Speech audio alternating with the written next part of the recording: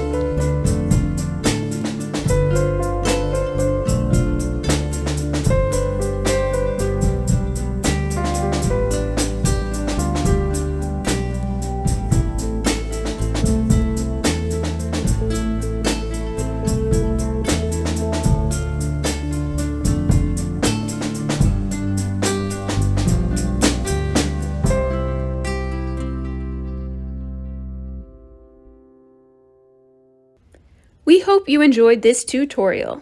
This is a simple but uniquely elegant holiday craft that will cheer up any room. Stop by the library and pick up your craft kit today. You did a great job. You should be proud of yourself. Goodbye now.